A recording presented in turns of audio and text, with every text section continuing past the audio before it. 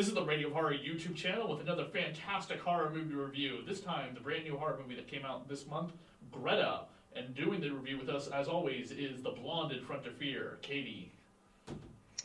Well, hello there, or should I say bonjour, lads and lasses. Here to talk about Greta, directed by Neil Jordan, starring Isabelle Huppert and Chloe Grace Moretz.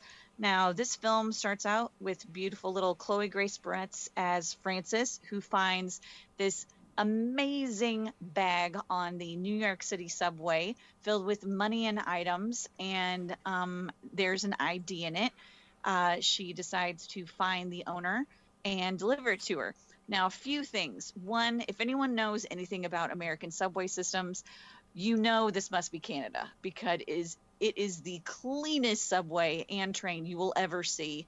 Plus the fact that anyone who leaves anything on a subway, it's gone. You're not going to find it, let alone money and items and whatnot inside. Immediately, we know this is a film. Greta finds, Frances, who's played by Chloe Grace Moretz, finds Greta, who is Isabelle Huppert.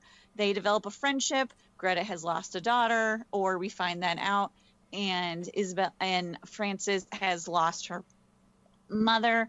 Obviously, if Frances is able to give this, beautiful bag to a complete stranger and develop a friendship, we know that she's not really built for the city, and that's kind of true. Soon, Frances realizes that Greta is not all that she seems, and this is where the film starts to take a turn.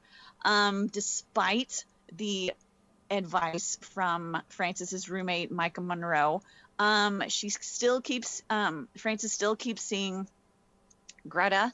And then Greta goes into stalker and cray mode real quick, like not even subtle, but real flip the switch. It's crazy nuts. 5'3" buck and change French woman going insane. I will say this: the film is very stylish. Cinematography is great. The story I found predictable and very frustrating. And then the longer it goes on with the stalking, the worse advice you will ever hear about how to handle an unstable person goes along. There is a reveal.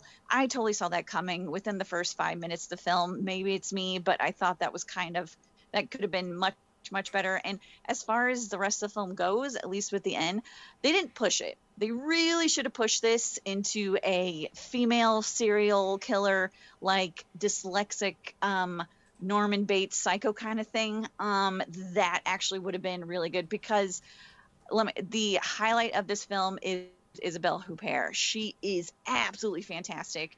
She is a wee little woman, and she scared the crap out of me. She is diabolical and delightful. She, will twist your insides like you want to feel like, oh, she's just so nice. It's like, oh my God, what just happened? But yeah, I say see it in the theater, possibly, maybe, I don't know. I just feel like it could have been better. And Neil Jordan, I definitely feel like has done better films. So who knows? Studios like to cut stuff and all that stuff. So maybe that's the case. But there is a scene in this film that made me so anxiety ridden that I will give it credit for that. So if you have a choice, yeah, I say see it. And I give this a cheers to fear. With Greta, I do like how Chloe is branching out now more and a lot more really adult kind of serious roles. She always has had that ever since playing Hit Girl, but there is a definitely more broader range of work that she's been in. She was in this movie last year about her and a classmate who are trying to find out about a serial killer, and he becomes a little bit more obsessed with it. She wants to lose her virginity to him. Very cool movie. November Kills or something. God, I can't remember the name of it now. And of course now her next role is going to be playing Wednesday Addams in the upcoming Illuminati Addams Family animated movie. But you're right, the woman is a much more powerful force in this movie. And Stephen Ray, of course, big staple of Neil Jordan's movies. I always love seeing him. Just wish we had more of him.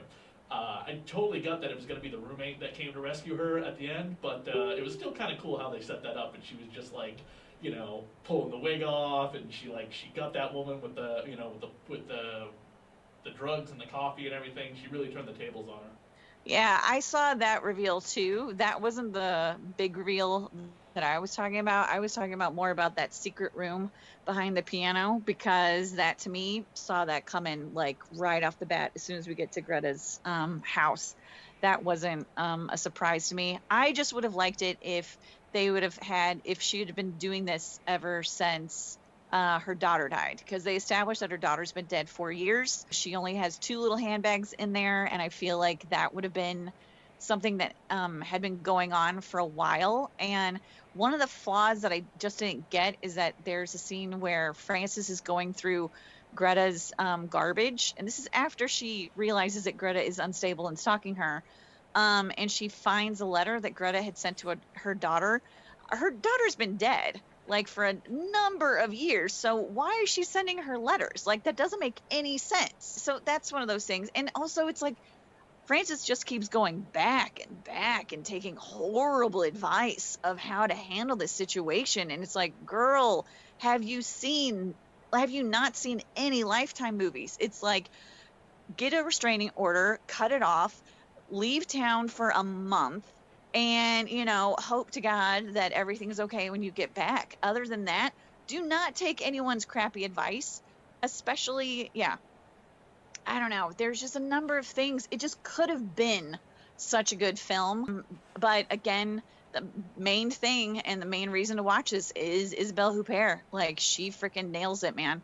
Greta would not, I can't see anyone playing or doing this role other than her, doing the justice other than her. So Absolutely. And check out the rest of our reviews here on the Radio Horror YouTube channel. And check out Katie on her website, theblondeinfront.com, for the rest of her amazing reviews.